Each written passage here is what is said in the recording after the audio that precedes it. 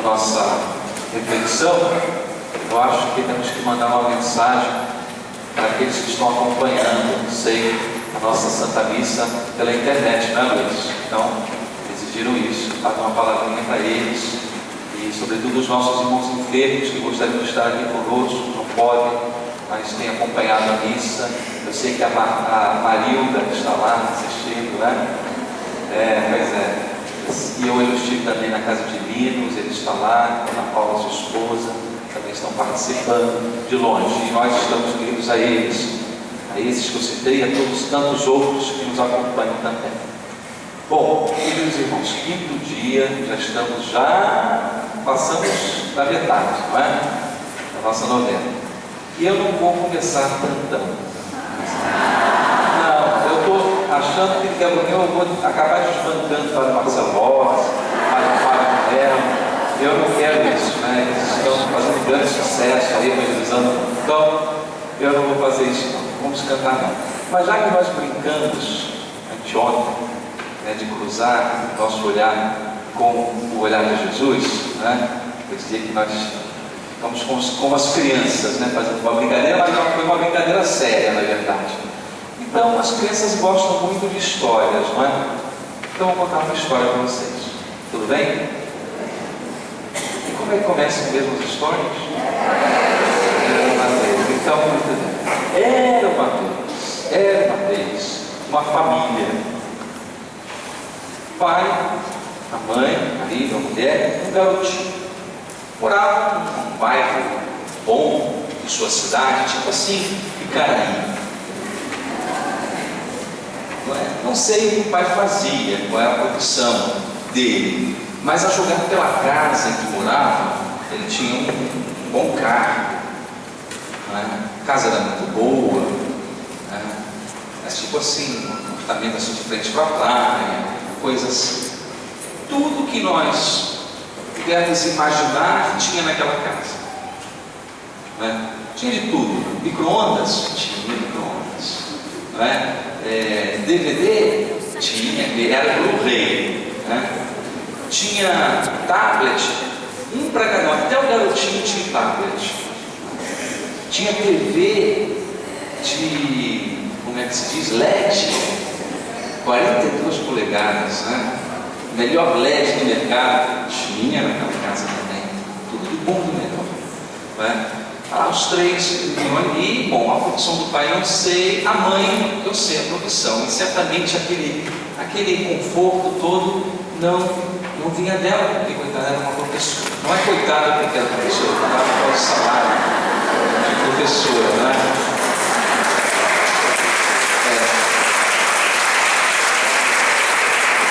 Nós temos acompanhado aí a saga, né, dos nossos professores. E ela, então, lá sempre levando serviço para casa, né? Com aula para preparar, prova para corrigir. E ela, além de ser professora, ainda mais, ela era professora de português, né? Então, pilhas e pilhas, né, de coisas lá para corrigir, redações. Então, a rotina naquela casa, né? O marido chegava em casa, né, encontrava a mulher lá, debruçada, né, a mesa lá corrigindo provas, um monte de papéis, etc. e tal, e ele tomava seu banho. Quando saía, ela terminava, ia preparar o jantar e se sentavam lá para tomar a refeição. Isso dia após dia. Mas uma noite, essa situação, essa cena mudou. O pai, o marido, chegou em casa e encontrou a mulher lá, debruçada lá na sua pilha de papéis, mas ela estava chorando. Aí logo ele ficou apavorado, está chorando. Inicialmente, na verdade, a pessoa é coisa de mulher chora à toa, é sentimental, né? Mas depois ele pode ter acontecido alguma coisa com o meu filho. Foi lá no quarto e viu o filho brincando com o carrinho dele, tudo bem, tudo tranquilo. Ele voltou lá, bom, deve ser coisa mesmo de bobagem, né? E perguntou, mas o que está vendo, né? Por que está chorando assim? E a esposa, assim, quase sem conseguir falar, assim, balbuciar, né? Olha, pega essa redação, leia essa redação. Aí ele falou, pois é, disse que era bobagem mesmo, né? O marido pensou e começou a ler a redação. ela passou as mãos dele. Redação de uma criança respondendo a uma proposta de redação, cuja provocação era a seguinte pergunta da redação: se você pudesse pedir alguma coisa a Deus agora, o que você pediria a Ele? Essa era a provocação da redação. Se você pudesse pedir alguma coisa a Deus agora, o que você pediria a Ele? E o homem começou a ler a redação, que eu vou ler agora para vocês, que eu tenho ali em mãos. Presta atenção. Jesus, eu queria te pedir uma coisa muito especial. Dava para amanhã, ao invés de eu ser um menino, eu acordar sendo uma televisão? Queria muito ficar no lugar daquela que temos lá na sala. Se der, queria que fosse uma bem grande, a mais moderna que der, porque senão meus pais vão querer ficar com aquela mesmo lá, que é bem legal. Se for uma dessas de último tipo, acho que rola. Sei que vão querer me colocar lá, vão jogar a outra fora, dar para alguém, sei lá, e vão querer ficar comigo. E aí vai ser muito bom. Eles vão querer ficar comigo, vão prestar a maior atenção em tudo que eu disser e nem vão me interromper. Afinal, ninguém fala quando a televisão fala. E olha, não tem problema se eu der defeito uns dias depois não, porque quando a televisão lá de casa tem problema, conserto rapidinho. A televisão tem uma atenção super especial. Só não pode ser um defeito muito grande, senão me jogam fora também, e aí vão trocar por outra. Jesus, eu sei que dá para fazer isso, não dá?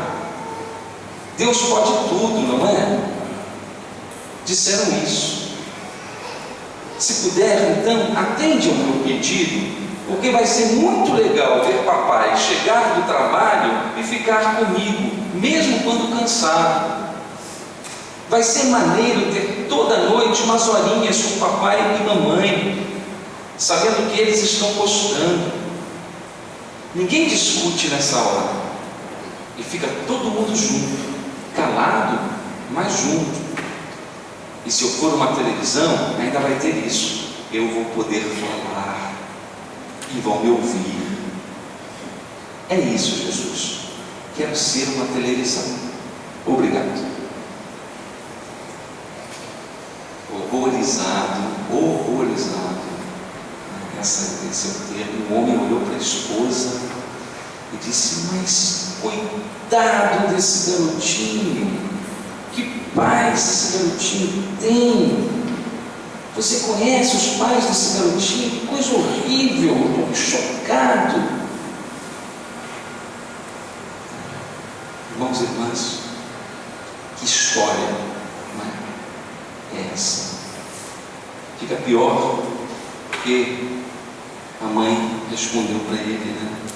Esta redação é do nosso filho. Esse garotinho é o nosso garotinho, é o nosso filho. Que história, não é? Está todo mundo aqui, né? Eu me emocionei, me emociono. Na verdade, eu adaptei essa reflexão que eu tomei da internet. Está circulando por essa história da internet, alguns já devem ter visto, não é? E talvez seja ficção, não sei. Eu mesmo floreei um pouco a história para contar, mas ainda que inventada, não é? Nós sabemos o quanto corresponde à verdade. Quantas famílias não conhecem esse quadro? Vocês certamente já perceberam isso, né? Vocês conhecem famílias assim, não é?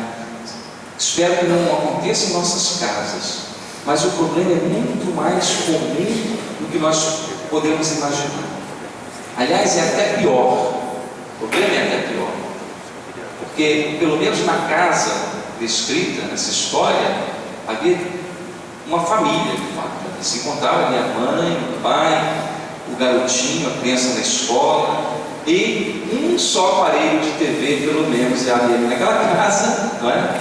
Mas hoje em dia a coisa ainda é pior, né? Hoje em dia, em cada casa, vários aparelhos, em cada quarto, cada um com o seu aparelho, e cada um vendo o seu canal, e no intervalo dos programas, não é? Mesmo se estiverem assistindo no mesmo lugar, o tablet, é o iPhone, e aí internet conectada e pronto, não é? E às vezes se comunicam ainda de um quarto para o outro através de porteiros, de WhatsApp, né? Messenger, sei lá como se diz, né? Enfim, não é? Cada um na sua, não é? Queridos irmãos, descrevendo esse quadro para vocês, o que isso tem a ver conosco hoje? Não é? O que tem a ver com o nosso tema e com a nossa novena? Vocês acham que não tem nada a ver? Ou tem tudo a ver? Tem tudo a ver, claro, tem tudo a ver. Se ontem nós falávamos que tínhamos que abrir as portas e sair pelo mundo, nós não podemos esquecer de que esse mundo, a nossa realidade, os lugares que nós frequentamos, etc., esse mundo começa pela nossa casa. Esse mundo começa pela nossa casa. Uma casa que não pode ser apenas um lugar em que as pessoas dormem e ficam eventualmente cada uma em seu espaço, mas deve ser uma casa que precisa ser um lar verdadeiro. Isso é um lar cristão. Precisa ser, ainda como colocava o Papa João Paulo II, uma verdadeira igreja doméstica. Já ouvimos muitas vezes esse termo de Papa João Paulo II. E meus filhos, ser igreja doméstica é baseada antes de tudo em quê? É baseada na fé. Olha como tem, agora começa fé e família, não é? Basear na fé, né? Esse lar precisa então começar de forma certa, fruto do amor. Por mais que tenhamos realidades hoje difíceis, às vezes situações que vão além do desejo pessoal, casamentos fracassados, infelizmente, mas nós devemos buscar aquilo que é o projeto de Deus, o certo, né? Um amor declarado diante de Deus, em doação mútua, no sacramento do matrimônio. Depois de muita preparação, noivos conscientes do que estão fazendo, que se preparam, não fruto de uma ficada, né? Fruto de uma ficada, já que estamos assim, vamos nessa, vamos juntar as nossas coisinhas, se não der certo, depois a gente separa. Aí vem um ou outro, às vezes católico, mas isso mesmo, é melhor que se não casa não, porque depois dá muito trabalho, se não der certo, né? Para separar depois é uma complicação, né? E a moda, não é? Todo mundo faz assim, todo mundo age assim, e às vezes até casa na igreja, porque casar na igreja é bonito, né? As fotos ficam uma maravilha, lindas fotos. É aquele padre implicante que não deixa o fotógrafo subir lá para tirar uma foto do melhor aquela mulher chata da liturgia reclamar, né? A gente ouve isso muito. Meus irmãos, isto é fazer pouco do sacramento, aliás, não é fazer nada do sacramento. Um lar cristão, ele não pode começar assim. Que diferença quando nós testemunhamos um casamento de pessoas que se prepararam. Aqui na nossa paróquia, graças a Deus, temos testemunhado muito isso.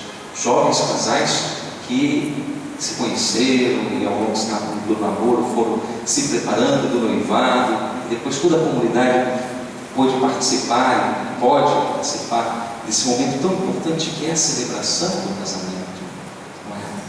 Então, é isso que nós devemos valorizar, é isso que nós devemos procurar mostrar às pessoas o grande valor, né, do sacramento. É muito belo pensarmos a família desta forma, a família da maneira que foi sonhada por Deus, o sonho de Deus. Aliás, quando foram perguntar a Jesus, os fariseus, é lícito um homem se unir sua mulher por qualquer motivo e tal, o que Jesus respondeu? Jesus não disse: olha, eu penso assim, a minha doutrina é essa, a partir de agora será assim. Não, ele logo remeteu para o Gênesis, para a origem. Nunca lestes que desde o princípio Deus criou o homem e a mulher, o homem e a mulher. Por isso o homem deixará sua casa, sua pátria, se unirá sua esposa, sua mulher, e será com ela uma só carne. Jesus aqui ele remeteu lá para esse sonho original do Criador, não é? Família, projeto de Deus. Aliás, João Carlos Alberto gostava de repetir muito esta frase, que era na época havia uma moda de se colocar certas frases coladas no carro, no vidro do carro, não é? E se lembra que ele dizia isso, mencionava essa frase: família, projeto de Deus. Hoje em dia, essa frase não vejo mais nos casos, aliás, porque deixam as pessoas pelindradas, talvez, não é? Afinal, há tantos tipos de famílias hoje em dia. Não é verdade? Não, não é verdade. Não é verdade, queridos irmãos. Família é aquela planejada por Deus, baseada em sua palavra, fruto do seu amor. No mais é outra coisa, mas não uma família.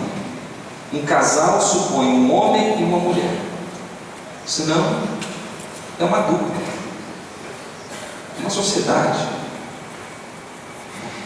Filho é fruto desse amor. Filho é fruto do amor. E não vale cachorro, cachorrinho, gatinho e papagaio. Tá? Eu sei que tem os nossos bichinhos de estimação, a gente trata com aquele carinho, meu filhinho, minha filhinha. Tudo bem, não é mais atenção. Tá? Família, estamos falando de família, com F maiúsculo. Se o lar é um lar cristão, se o matrimônio foi assumido diante de Deus, se os filhos são fruto desse amor, então naturalmente eles serão levados diante de Deus, serão apresentados ao Senhor. Não tem essa de deixar para depois eles pensarem o que vão fazer, o que vão ser, que igreja vão seguir, que religião vão assumir. A religião é pessoal, né? Não dá para poder impor a eles têm direito de escolher a sua religião. Não, está errado isso. Esse pensamento está errado. Não é nada assim. É dever dos pais direcionar os filhos, batizarem seus filhos e os conduzirem na fé. É dever dos pais, porque tem o dever de alimentar, tem o dever de dar educação, tem o dever de cuidar do corpo. Aulas de futebol, judô, balé, piano, etc. Seja lá o que for, ótimo, maravilhoso. Se tem então obrigação de fazer tudo isso, enquanto posso fazer, não vou cuidar do mais essencial, da vida em Deus, da vida com Deus? Como essas crianças poderão crescer saudáveis de alma, sem conhecerem a Deus? Como? Como poderão assumir-se católicos se não conhecem a igreja, se nunca frequentaram a igreja? Como? Você quer o melhor para eles. Se você acha que a fé é um verdadeiro dom que você recebeu de Deus, que Deus é o absoluto na sua vida, se teve de fato um encontro maravilhoso com Ele, se você sabe que sem Ele você não é nada, como você vai privar o seu filho e a sua filha disso? Desse grande tesouro? Não dá. Não dá. Né? Jogar essa responsabilidade para os filhos é cometer pecado grave. É dever dos pais educar também as suas almas. E é direito das crianças. É direito das crianças serem educadas na fé. Este sim é um item para colocar no estatuto da criança. Bom, é direito da criança receber a fé. Pelo menos esse minutinho da história que nós contamos, não é? Porque parece ele conhecer Deus. Fez uma bela redação, dialogando com Deus. Não é? E também os seus pais parecem maus, né? Mas, e nós vimos a criação deles, né? Mas o que acontece, que pode atingir cada um de nós, né? Todos nós podemos passar por situações semelhantes, é porque muitas vezes nós vamos fazendo as coisas automaticamente, nós não paramos para refletir. Por isso que essa novena sempre, eu te chamo de um nosso grande retiro paroquial, porque nós temos a oportunidade de tratar esses assuntos, essas questões que às vezes no dia a dia, no corpo a gente não fala.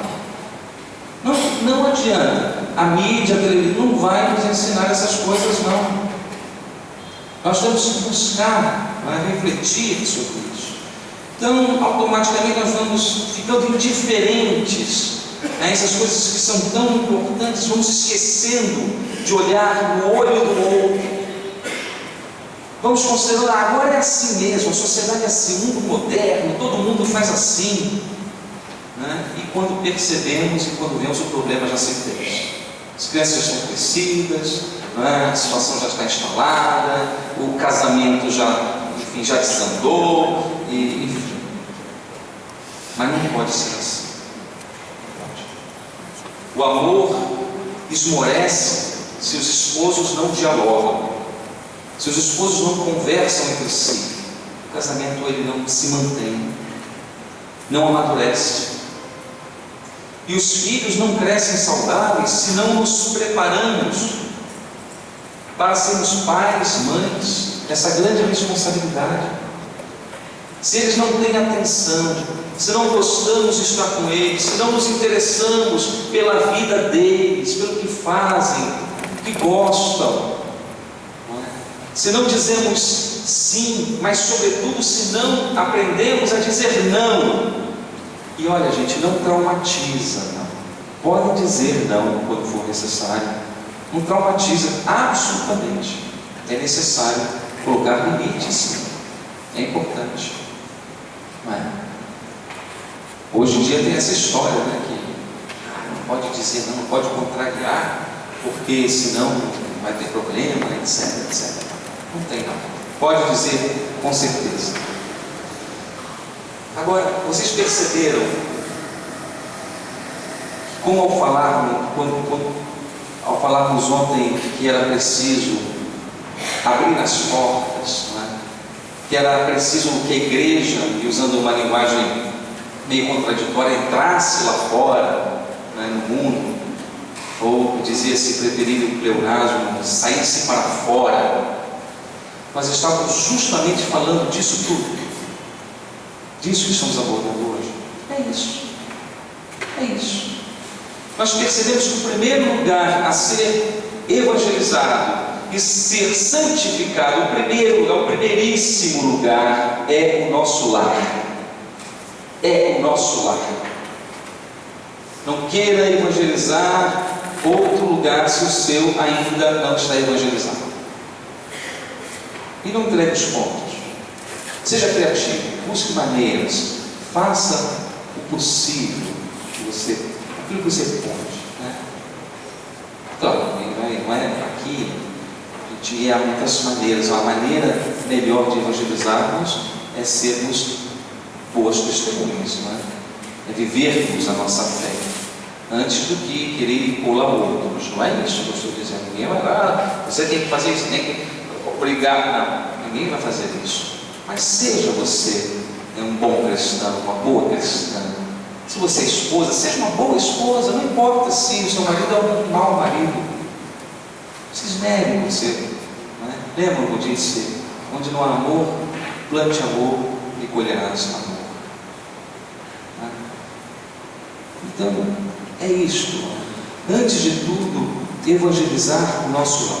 O Santo Padre, ele diz isso de forma bastante clara e novamente muito bela na sua encíclica, número 52, quem estiver anotando aí, marque 52, vou ler para vocês.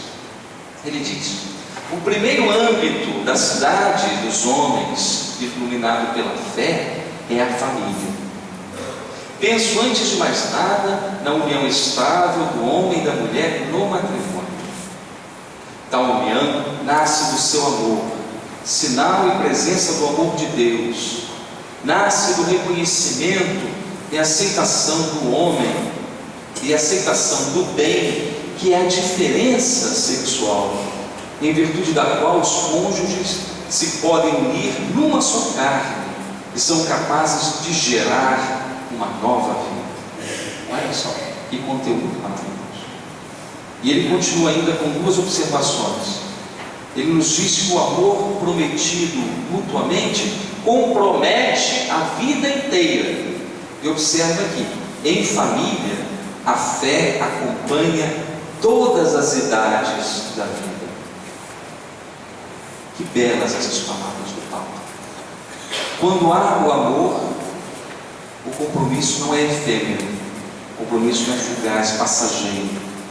Quando há o amor, esse negócio de dizer, se não der certo, separa. Ninguém que ama de verdade vai dizer isso, não é verdade? Ninguém. Mesmo se tenha acontecido lá na frente, mas no momento em que houve a união, de fato, desejava essa união para toda a vida, é óbvio. Então não vamos repetir algo que não corresponde à verdade, não é? Quem ama de verdade, ama para sempre. Uma vez iniciado o amor, esse amor vai só amadurecendo, sempre mais profundo, ainda que por vezes doído, ainda que por vezes machuque, fruto de problemas, de dificuldades, de eventuais incompreensões no caminho, mas todos resolvidos se o amor é a base. Se Deus é a luz, se Deus é a luz, então brota o perdão, brota a cumplicidade, brota a comunhão, tudo isso vai brotar. Se Deus for a luz. Irmãos e irmãs, entender isso é fundamental, porque só quando as nossas famílias souberem ser igrejas domésticas de fato, fundadas na rocha, que é o próprio Deus, as demais realidades poderão ser evangelizadas. Só depois. Se não formarmos um lar verdadeiramente cristão, se as nossas crianças e jovens não tiverem o testemunho cristão e a educação na fé, poderemos até ser pessoas educadas e boas, mas estaremos fadadas ao mundo morno, ao mundo cheio de vontades pessoais, ao mundo cheio de egoísmos, disputas, autoritarismos. É isso que nós temos visto. Seja uma fraqueza só, e é isso mesmo, uma fraqueza. Aquilo que pode parecer fortaleza aos olhos do mundo é fraqueza absoluta, e muitas vezes um pecado diante de Deus. Então vamos analisar tudo isso, como nós estamos agindo, como temos agido. Ser educado, aí entre aspas eu coloco, falar com o porteiro, falar com o balconista da loja, falar etc. E por dentro, murmurar, dizer, oh, coitado, só deu para isso, resmungar. Isso não é cristão, isso é falta de caridade, isso é fingimento. Isso só vai exacerbando mais em nós o orgulho, a soberba, a falta de caridade.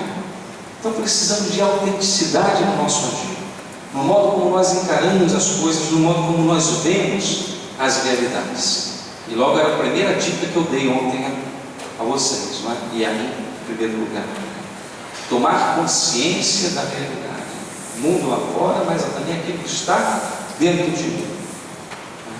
Isso é importante. Bom, disse o Papa ainda no 53, a fé não é um refúgio para gente sem coragem, mas dilatação da vida, faz descobrir uma grande chamada, a vocação ao amor, e assegura que Ele é fiável, que vale a pena entregar-se a Ele, porque o seu fundamento se encontra na fidelidade de Deus, que é mais forte do que toda a nossa fragilidade. O amor é mais forte do que toda a nossa fragilidade. Como ouvimos ontem na leitura, inclusive da missa, onde abundou o pecado, superabundou a graça e a misericórdia de Deus. Irmãos e irmãs, então assumamos esse amor em família como o mais importante passo em nosso projeto de vivência de fé. Vamos sair daqui dando testemunho, né? Vivendo a comunhão em casa, dando atenção aos filhos, dando o amor que tanto eles querem. E amor não é um joguinho, não é o tênis de marca, não é o celular do último modelo, não é isso.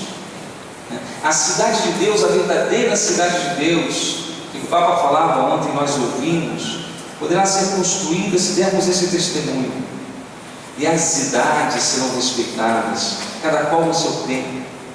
Da criança que foi gerada ao membro mais idoso, que às vezes está descartado nas nossas casas.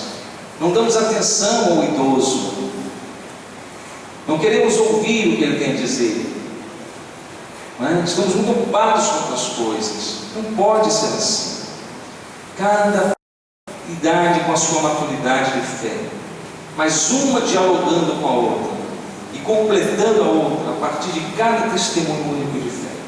E assim nós voltaremos, como diz o Papa, à raiz da fraternidade. Bom, vamos parar por aqui, porque eu tenho ficado entusiasmado e tenho me alongado demais agora, né? Estou todo mundo cansado.